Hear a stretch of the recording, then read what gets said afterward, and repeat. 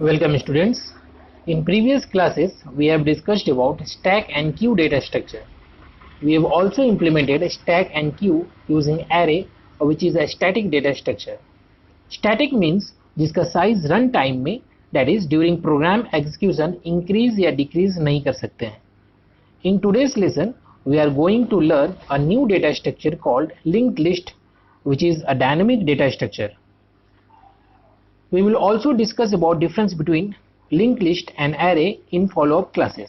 But before starting the linked list, first let's see how memory is managed during program execution by the compiler and operating system memory manager. Suppose we have a memory segment having continuous memory location divided into 2 bytes each starting from 100. Addresses are generally in hexadecimal format, but for easiness we have taken it as decimal values. Okay. Now suppose I am creating a variable int x having value 20. अब ये variable x के लिए 2 bytes कहीं भी allocate हो सकता है in the available space. Let's x is allocated at 110 here. This is x having value 20. So इस तरह से जब हम वेरिएबल डिक्लेयर करते हैं तो कंपाइल टाइम में यानी एग्जीक्यूशन से पहले मेमोरी एलोकेट हो जाता है और इस तरह से हम जितना भी वेरिएबल्स है अलग अलग वेरिएबल्स हम लोग अलग अलग मेमोरी लोकेशंस पे एलोकेट कर सकते हैं जो कि मेमोरी मैनेजर एड्रेस खुद से डिसाइड करता है. Now if you want to allocate multiple memory locations to store group of elements और डेटा देन वी यूज क्या यूज करते हैं हम यूज करते हैं array.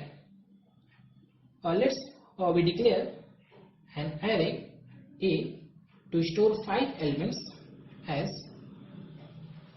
int a of size 5. Okay. अब एरे के लिए memory manager continuous available locations में से 5:2 दैट मीन्स 10 बाइट्स एलोकेट्स करेगा क्योंकि इंटीजर का साइज और 2 बाइट्स होता है in Turbo C++. Suppose ये जो 10 बाइट्स है ये एलोकेट हुआ 100 से लेकर 110 तक. So these 10 bytes are allocated to array A from 100 to 110. अब अगर array का साइज 6 होता, यहाँ तो 5 है लेकिन एरे का साइज अगर 6 होता then memory manager requires 6:2 that means 12 bytes. Okay. Of continuous memory location. तो अगर स्टार्टिंग 100 से एलोकेशन होता तो यहां पर पॉसिबल नहीं है कि 12 बाइट्स अवेलेबल हो फ्री क्योंकि और 2 बाइट्स 110 से 112 तक x के लिए एलोकेटेड है. दैट मीन्स मेमोरी एलोकेशन 100 से पॉसिबल नहीं है. ऑल्सो ड्यूरिंग एग्जीक्यूशन हम लोग साइज इंक्रीज नहीं कर सकते in the case of array. तो एरे के साथ फर्स्ट ये प्रॉब्लम है कि एक तो ड्यूरिंग एग्जीक्यूशन रन टाइम में जितना साइज एलोकेट हो गया उससे ज्यादा हम लोग एक्सटेंड नहीं कर सकते साइज अगर अवेलेबल मेमोरी होगा तो भी क्योंकि उसको कंटिन्यूअस मेमोरी लोकेशन चाहिए. यानी कि यहाँ पर A का जो एलोकेशन है वो 100 से 110 तक है, उसके बाद X का एलोकेशन है और अगर रन टाइम में अलाउ भी होता तो इंक्रीज नहीं कर सकते क्योंकि एरे के लिए कंटिन्यूअस मेमोरी लोकेशन रिक्वायर्ड है. अगर यहां से एलोकेशन होता तो 12 बाइट्स इजिली एलोकेट हो सकता था. ओके. तो एरे के साथ ये प्रॉब्लम है कि ये इसमें जब तक कंटिन्यूअस अवेलेबल मेमोरी नहीं मिलेगा तब तक वो डिक्लेयर नहीं हो सकता। सपोज कंटिन्यूअसली 100 बाइट्स फ्री है, लेकिन हमको 150 बाइट्स का एलोकेशन करना है एरे के लिए, तो पॉसिबल नहीं। सेकंड प्रॉब्लम डिस्कस करते हैं। Let we have declare an array having maximum size 100 int a of 100। अब मान लेते हैं कि 100:2 दैट इज 200 बाइट अवेलेबल है और एरे के लिए मेमोरी एलोकेशन हो गया है। ठीक है, मान लेते हैं कि 200 बाइट अवेलेबल है मेमोरी में और एलोकेट भी हो चुका है। नाउ ड्यूरिंग प्रोग्राम एग्जीक्यूशन अगर हम केवल 10 नंबर से यूज करेंगे इस एरे में स्टोर करने के लिए, तो इस 200 बाइट में से जो रिमेनिंग स्पेस है 20 बाइट्स को और 10 एलिमेंट्स माइनस करने के बाद 180 बाइट्स जो है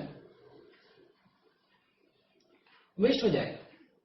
सो in case of array there is wastage of memory.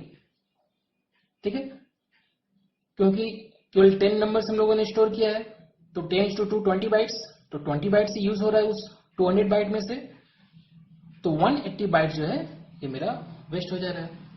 क्योंकि एरे का साइज जो है कंपाइल टाइम में प्रोग्राम लिखते समय जो हम लोग मेंशन कर लेते हैं उतना एलोकेशन रन होने से पहले हो जाता है, तो उसको हम लोग घटा नहीं सकते हैं, बढ़ा नहीं सकते हैं।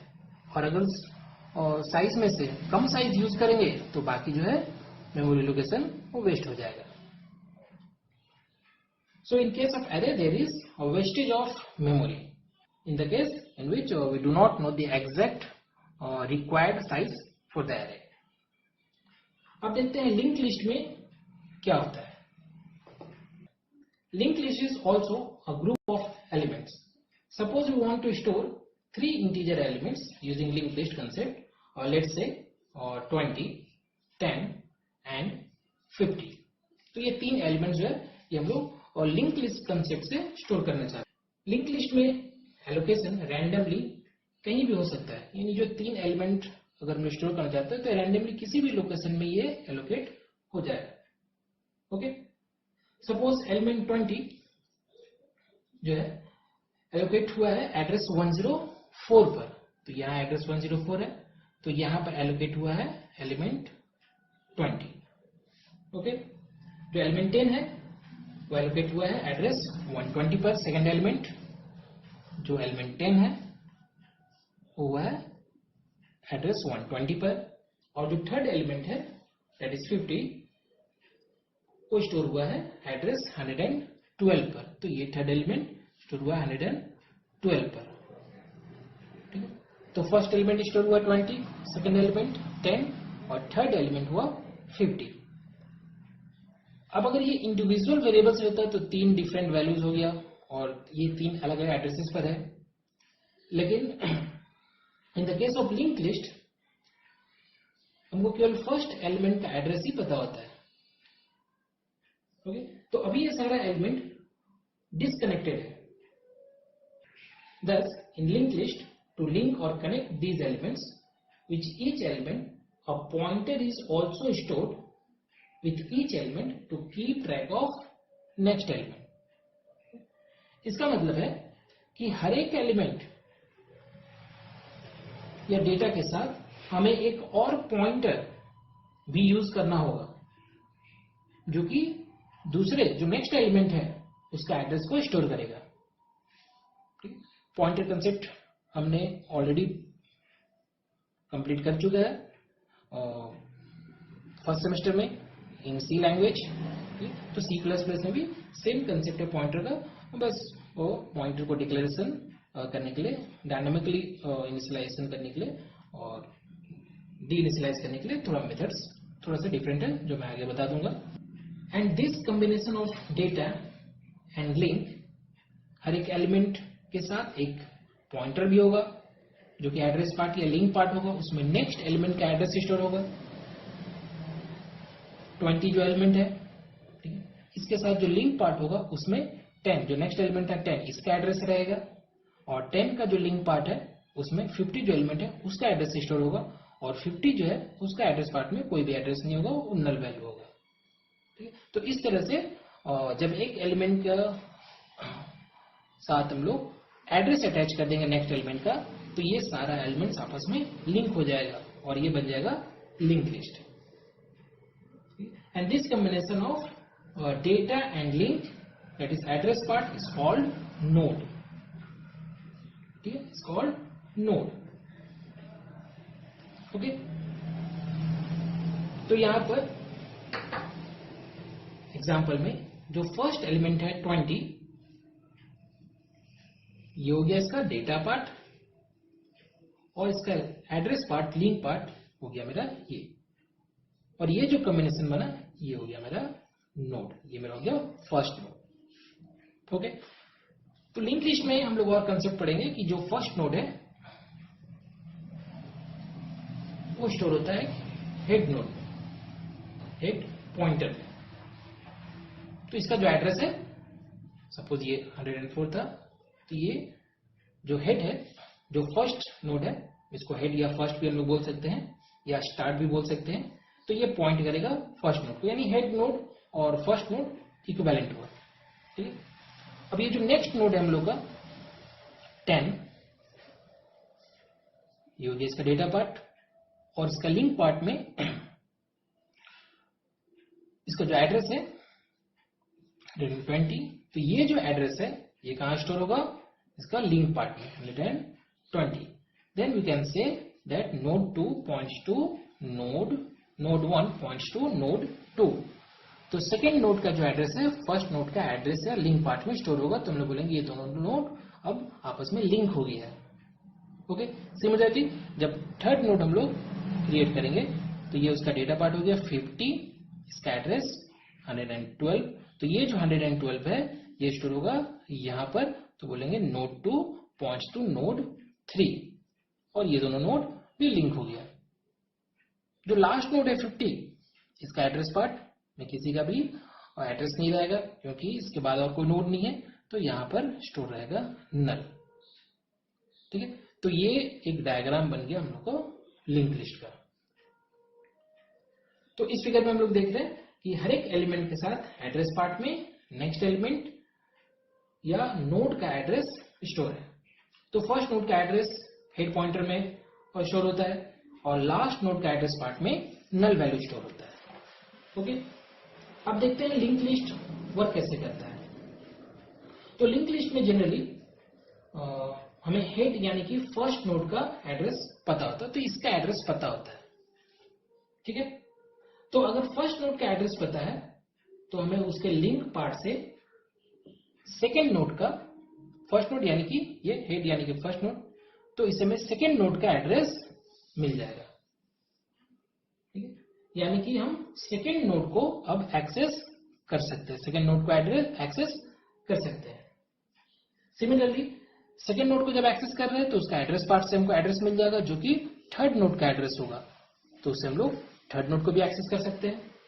सिमिलरली जितना भी नोड्स है उसका नेक्स्ट नोड को हम लोग उसका एड्रेस पार्ट का एड्रेस से एक्सेस कर सकते हैं।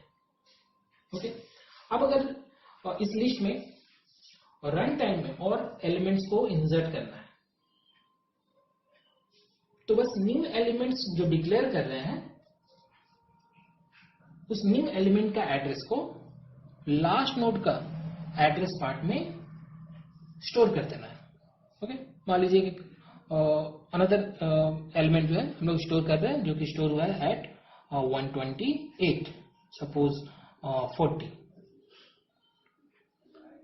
तो जो नेक्स्ट नोड है तो क्या करना है कि ये जो एड्रेस है 112 वो इसका एड्रेस पार्ट में स्टोर कर देंगे, ये 40 था एलिमेंट, सॉरी यहाँ पर इसका जो एड्रेस था 128, इसको यहाँ पर स्टोर कर लेंगे, तो ये हम लोग बोलेंगे ये लिंक हो गया है। और अब लास्ट नोड हो गया ये नोड 4, तो इसका एड्रेस पार्ट में हो गया नल।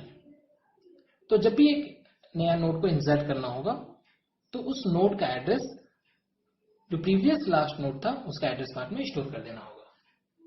ओके, इस तरह से अवेलेबल स्पेस में कितना भी एलिमेंट स्टोर कर सकते हैं यूजिंग लिंक लिस्ट। तो यहाँ पर बिगिनिंग में साइज मेंशन करने का जरूरत नहीं है। ड्यूरिंग रन टाइम एग्जीक्यूशन में अवेलेबल स्पेस में कितना भी एलिमेंट्स को स्टोर कर सकते हैं। तो एरे की तरह ये स्टैटिक नहीं है, ये डायनेमिक डेटा स्ट्रक्चर हो गया। ओके, तो लिंक लिस्ट जो है, जो नोड्स है लिंक लिस्ट का आर डिक्लेयर्ड यूजिंग स्ट्रक्चर और C++ क्लासेस। अगर सी में डेटा स्ट्रक्चर, सी में अगर हम लोग लिंक लिस्ट क्रिएट कर रहे हैं तो स्ट्रक्चर यूज कर सकते हैं, और अगर C++ में हम लोग लिंक लिस्ट क्रिएट कर रहे हैं तो स्ट्रक्चर और क्लासेस दोनों को यूज कर सकते हैं। And for making it dynamic, pointers are also used to declare nodes and also pointers used to store address of nodes. Insertion and deletion process will be discussed in further classes.